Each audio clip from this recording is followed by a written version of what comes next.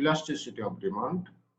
তো elasticity of demand বের করার ম্যাথমেটিক্যাল ফর্মুলা হচ্ছে change in percentage change in quantity demanded divided by percentage change in price. যদি আমরা percentage change in quantity demanded এই বিষয়টা শুধুমাত্র কিসের ভিত্তিতে মানে ইনিশিয়াল প্রাইসের উপর বেস করে বের করি এবং পার্সেন্টেজ চেঞ্জ ইন প্রাইসটাও আমরা বিগিনিং বা ইনিশিয়াল প্রাইসের উপর বেস করে বের করি, তাহলে এটাকে বলা হয় পয়েন্ট ইলাস্টিসিটি। আর যদি আমরা অ্যাভারেজ ভ্যালু দিয়ে, যে বিগিনিং পয়েন্ট এবং এন্ড পয়েন্টের মাঝামাঝি একটা পয়েন্ট দিয়ে এই ইলাস্টিসিটি বের করি, তাহলে এটাকে বলা হয় আর্ক ইলাস্টিসিটি। তো পয়েন্ট ইলাস্টিসিটি বের করতে হয় যদি এই চেঞ্জের হারটা খুব কম হয়। ঠিক আছে, যেমন প্রাইস আগে 1 টাকা ছিল, এখন 1 টাকা 5 পয়সা হয়েছে, 5 পয়সা বেড়েছে, তাহলে এক্ষেত্রে আমাদের পয়েন্ট ইলাস্টিসিটি বের করলেই হবে। আর যদি এই চেঞ্জের হারটা অনেক বেশি হয়, যেমন 1 টাকার প্রোডাক্ট 2 টাকা হয়ে গেল, তাহলে এখানে প্রায় 100% দাম বেড়ে গেছে, এসব ক্ষেত্রে আর্ক ইলাস্টিসিটি বের করতে হবে।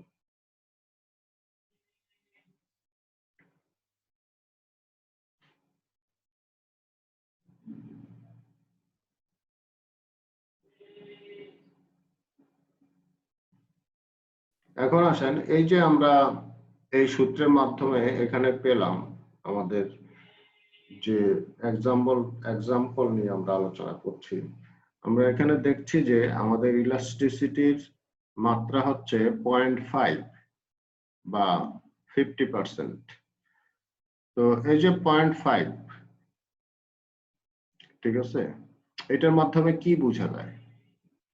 এটার ইন্টারপ্রিটেশন আমরা করার জন্য আমরা এই রেজাল্টটাকে কয়েকটা ভাগে ভাগ করব। আমরা প্রথমে জানতে হবে যে এই রেজাল্টের রেঞ্জটা ভেরি করবে 0 টু ইনফিনিটি। কত? 0 টু ইনফিনিটি। যদি এর রেজাল্ট 0 আসে, তাহলে বোঝা যাবে কি বোঝা যাবে? এই যে এখানে দেখেন, যদি রেজাল্ট 0 আসে তাহলে বোঝা যাবে এটা পারফেক্টলি ইনইলাস্টিক। তার মানে হচ্ছে কোনো ইলাস্টিসিটি নাই, দাম যতই বাড়ানো হোক বা কমানো হোক, ডিমান্ড কোনো চেঞ্জ হচ্ছে না। ঠিক আছে, তো তাহলে 0 আসলে বুঝলাম যে এটার ইলাস্টিসিটি হচ্ছে এই প্রোডাক্টের ডিমান্ড পারফেক্টলি ইনইলাস্টিক। তার মানে ডিমান্ড চেঞ্জ হবে না, দাম ধরেন 10 টাকা থেকে 100 টাকা হয়ে গেল, কিন্তু আগে যে ডিমান্ড ছিল এখনো সেই একই ডিমান্ড আছে। এই ধরনের প্রোডাক্ট কি বাস্তবে আছে বলেন তো?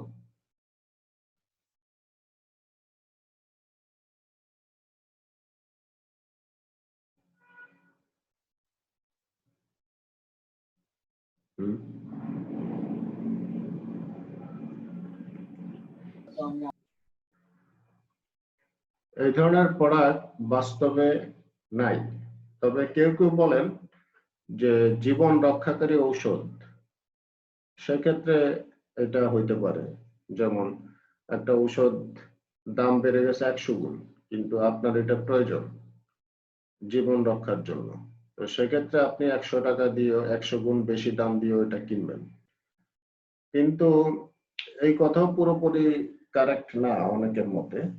সেটা হচ্ছে যে মানুষের সম্পদ তো আনলিমিটেড না।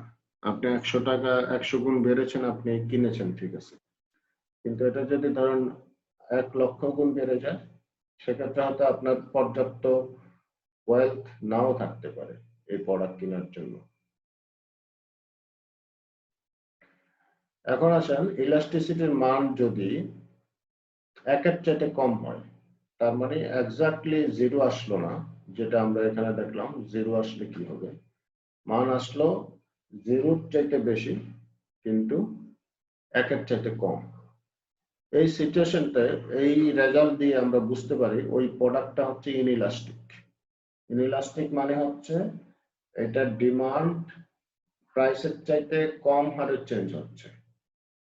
এই ধরনের প্রোডাক্ট অহরহ আমরা দেখি এবং আমাদের নিত্য প্রয়োজনীয় প্রোডাক্টগুলি আসলে এই ক্যাটাগরিতেই পড়ে, যেমন ভাত বা চাল ডাল, তারপর লবণ, এইসব।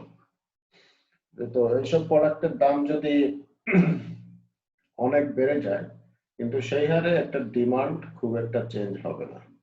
তো এই ধরনের প্রোডাক্টের ক্ষেত্রে আপনারা ইলাস্টিসিটির মান একের চাইতে কম পাবেন। এবার আসেন ইউনিটারি ইলাস্টিক। যদি এক্স্যাক্টলি 1 আসে ইলাস্টিসিটির মান, 1 মানে হচ্ছে 100%, তাহলে এটার মাধ্যমে বোঝা যায় যে প্রাইস যেই হারে চেঞ্জ হচ্ছে ইলাস্টিসিটি বা প্রোডাক্টের ডিমান্ডও সেই হারে একই হারে চেঞ্জ হচ্ছে। তাহলে যদি দুইটা সমানুপাতিক হারে চেঞ্জ হয় ডিমান্ড এবং প্রাইস, তাহলে সেক্ষেত্রে ইলাস্টিসিটির মান 1 আসবে। ইলাস্টিক যদি একের চাইতে বেশি আসে তাহলে ওইটাকে বলা হয় ইলাস্টিক ডিমান্ড। তো ইলাস্টিক ডিমান্ড একের চাইতে বেশি আসলে আমরা বুঝতে পারবো যে প্রাইস যেই হারে চেঞ্জ হচ্ছে কোন প্রোডাক্টের ডিমান্ড তার চাইতে বেশি হারে চেঞ্জ হচ্ছে। আর যদি ইলাস্টিসিটির মান ইনফিনিটি আসে তাহলে সেক্ষেত্রে বোঝা যাবে যে সামান্য প্রাইস চেঞ্জের ফলে প্রোডাক্টের ডিমান্ড কি হয়েছে, একেবারে অনেক বেশি বেড়ে গেছে, এত বেশি যে এটা কাউন্টে আনা যাচ্ছে না ইনফিনিটি। তো এই ধরনের ইমাজিনারি প্রোডাক্টও আসলে নাই, এটা হাইপোথেটিক্যাল। ঠিক আছে,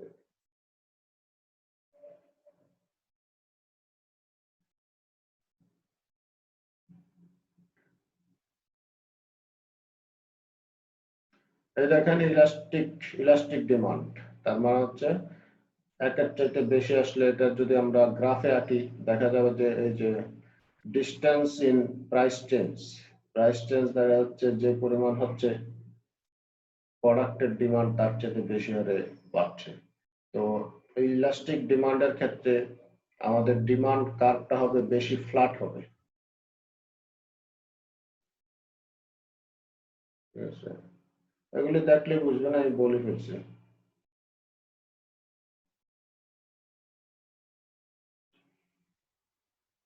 এখন আসেন এই ইলাস্টিসিটি দিয়ে আমাদের কি লাভ ইলাস্টিসিটির পরে। ঠিক আছে, ইলাস্টিসিটির এই কনসেপ্টটা আমাদের টোটাল রেভিনিউ, বিজনেসের টোটাল রেভিনিউর উপর প্রভাব সৃষ্টি করে। ঠিক আছে, এটা কিভাবে প্রভাব সৃষ্টি করে, এই যে দেখেন এখানে একটা এক্সাম্পল আছে। ধরেন টিভির দাম $200 করে per unit and 600 unit is sold.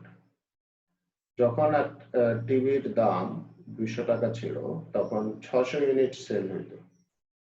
এখন নাও প্রাইস অফ টিভি ইজ 150, টিভির দাম কমে চলে আসলো 150 টাকায় এবং এখন বিক্রি হচ্ছে 900 ইউনিট।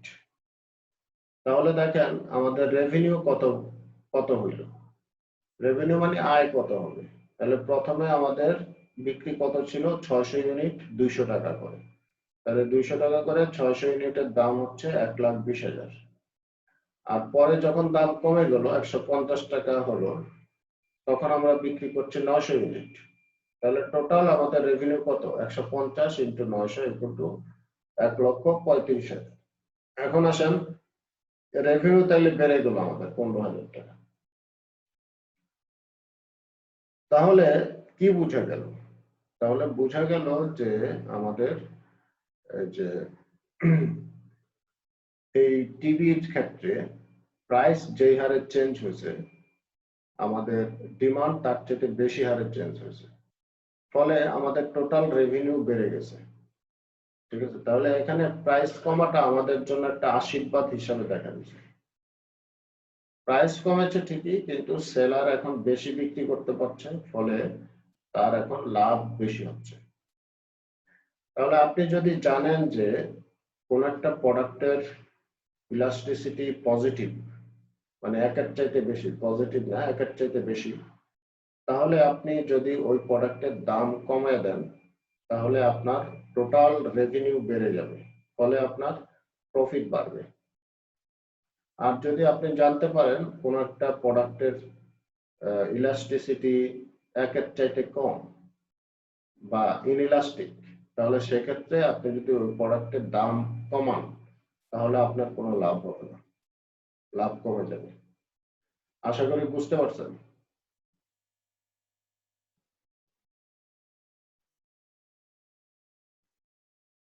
হ্যালো, শুনছেন আপনারা?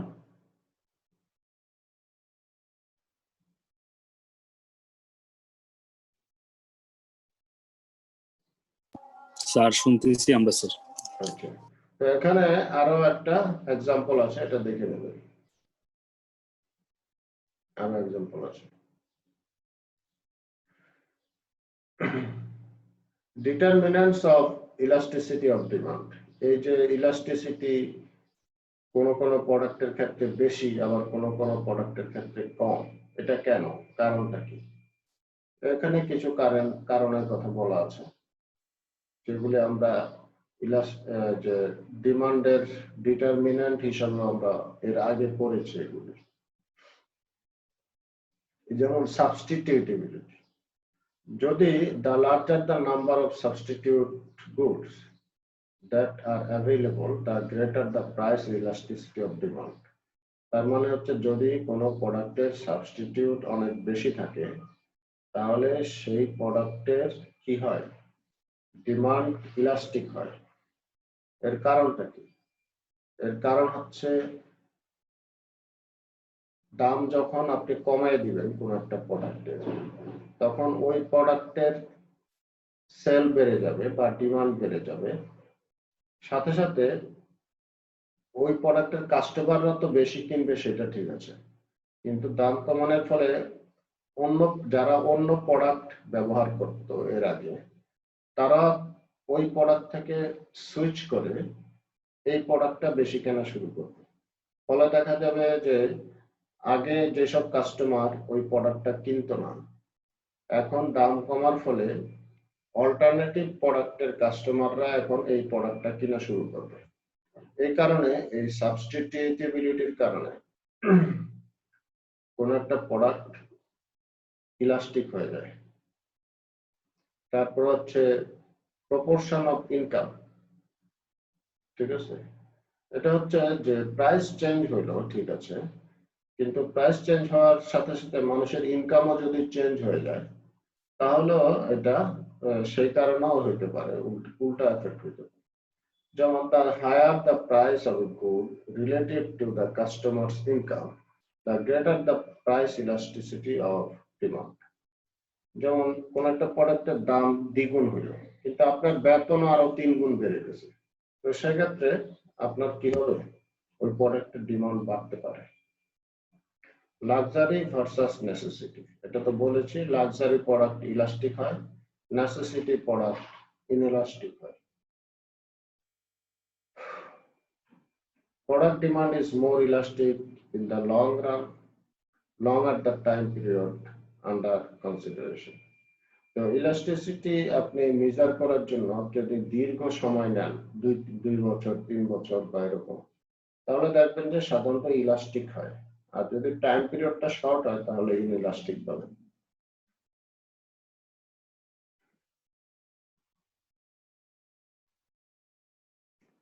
এবার আসেন ইলাস্টিসিটি অফ সাপ্লাই, ওই একই রকম সূত্র, percentage change in quantity supplied divided by percentage change in price।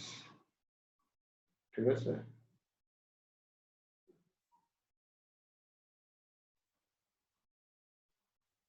Cross elasticity demand, তারপরে ইনকাম ইলাস্টিসিটি অফ ডিমান্ড। আপনাদের কি ক্লাস আছে এখন?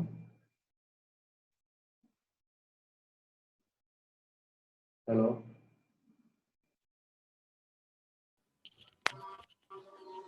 স্যার স্যার নামাজের এখন পরে ক্লাস আছে নেই স্যার। কয়টায়? স্যার আড়াইটা থেকে।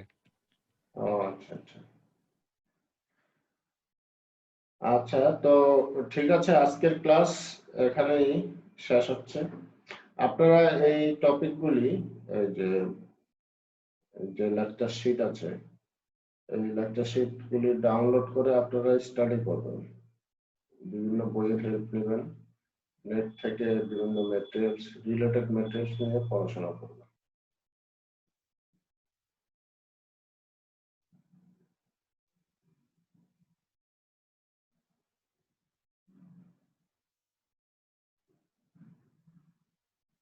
ঠিক আছে,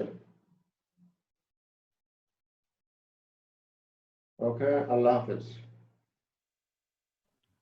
আসসালামু আলাইকুম স্যার। ওয়ালাইকুম আসসালাম।